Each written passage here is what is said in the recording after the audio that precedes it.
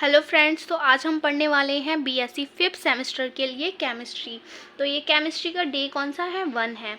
तो आज हम केमिस्ट्री में पढ़ेंगे एल्केन। एल्केन्स क्या होते हैं? तो हमने 10th क्लास में पढ़ा होगा, एल्केन्स के बारे में पढ़ा होगा, एल्कीन के बारे में पढ़ा होगा और एल्काइन के बारे में बहुत पढ़ा है।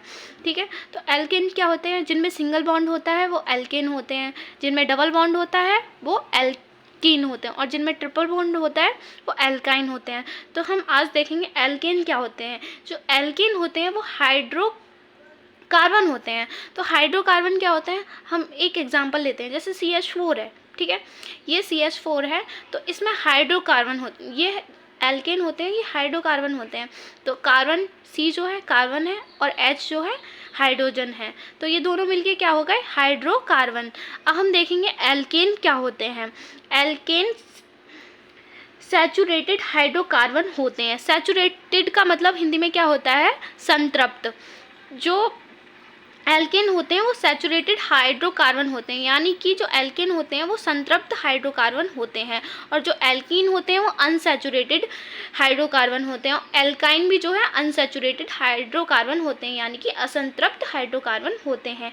इसमें कार्बन कार्बन के बीच सिंगल बॉन्ड प्रेजेंट होते हैं। इनमें कार्बन कार्बन के बीच कैसा होता है? सिंगल बॉन्ड होता है। तथा इसका जनरल फार्मूला क्या होता है? CnH2n+2। तो इसके फॉर्मूले देखेंगे हम। ये सारे फॉर्मूले हैं यहाँ पे। इसका फॉर्मूला किस पर डिपेंड करता है? कार्बन पर डिपेंड करता है। यदि अगर कार्बन की वैलेंसी जो है 1 है, यदि एक कार्बन है तो क्या बोलेंगे?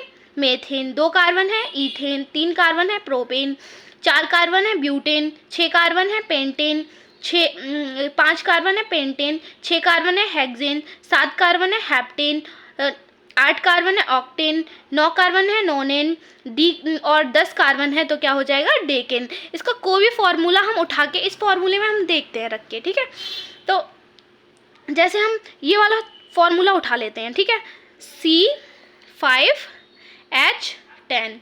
तो इसका ये जो फॉर्मूला है तो ये इसमें लागू हो रहा है या नहीं, ये देखते हैं। तो जो N होता है, N कितना है? 5।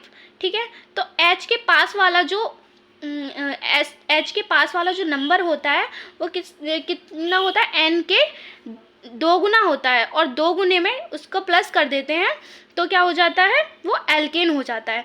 जैसे इसका नंबर है, N का नंबर है 5 है। 5 का 2 गुना कितना हो जाएगा? 10 और 10 में 2 जोड़ देंगे तो कितना हो जाएगा? 12। ठीक है, तो ये 12 हो रहा है या नहीं हो रहा है? तो ये 12 हो रहा है, तो ये भी फॉर्मूला इसमें लागू हो रहा है। कोई दूसरा फॉर्मूला हम उठा के देखते हैं। C6H14। ठीक है, तो इसमें N कितना है? 6। 6 का 2 गुना 12, 12 में 2 जोड़ेंगे कितना हो जाएगा? 14। तो ये जो है इसमें फॉर्मूले में जो है लागू होता है। ठीक है, अब हम देखेंगे आइसोमेरिज्म एल्केन। आइसोमेरिज्म एल्केन को हिंदी में क्या बोलते हैं? आइसोमेरिज्म को हिंदी में बोलते हैं समावयवता। तो इसमें देखते हैं हम, एल्केन निम्न 2 प्रकार के स्ट्रक्चरल आइसोमेरिज्म शो करते हैं। पहला क्या होता है? Chain isomerism. चेन आइसोमेरिज्म क्या होता है? इनको सीधी सीधी उसमें रख देते हैं तो वो क्या हो जाता है? चेन। ठीक है, वे कंपाउंड जिनके मॉलिक्यूलर फॉर्मूला समान परंतु कार्बन चेन की लेंथ में डिफरेंस होता है एक दूसरे के आइसोमेरिज्म कहलाते हैं। जैसे हमने ले लिया C5H12। ठीक है, तो C में कितने हैं? 5, तो इसको क्या बोलेंगे? पेंटेन। ठीक है, तो एक C ये हो गया, 1 2 3 4 और ये 5। ठीक है, तो इसको क्या बोलेंगे? पेंटेन। तो ये सीधी सीधी चेन में रखा हुआ है तो इसको बोल देंगे नॉर्मल पेंटेन। N से क्या बोलते हैं? N को रिप्रेजेंट करते हैं नॉर्मल पेंटेन। ठीक है, तो आगे हम दूसरा इसको आइसोमेरिज्म बनाना है। ठीक है, तो इसको C के कितने थे? 5। 1 2 3 और 4 और ये 5 हो गए। तो इसमें इसका हम IUPAC फॉर्मूला लिखेंगे तो सबसे पहले हम किधर से लिखते हैं? जिधर से साइड पास में हो। तो इधर से साइड इसकी पास में है तो इधर से काउंट करेंगे 1 2 3 और ये 4 और ये हो जाएगा 5। ठीक है, तो इसका नाम क्या हो जाएगा? ये कहाँ पे, 2 पे, तो 2 मिथाइल ब्यूटेन। इसमें कितने हैं, 4 हैं, 1 2 3 4, 4 कार्बन है, तो क्या हो जाएगा, 2 मिथाइल ब्यूटेन। तो ये क्या, इसका नाम क्या हो जाएगा, आइसोपेंटेन। ठीक है, ऐसे ही हम दूसरा फॉर्मूला लिख सकते हैं इसको। इसमें कितने कार्बन के, 1 2 3 4 5। ठीक है, तो इसमें देखेंगे 1 2 और ये 3, तो इसमें हो जाएगा 2, इसमें मिथाइल कितने हैं, 1 2। ठीक है, तो 2,2 डाई मिथाइल प्रोपेन।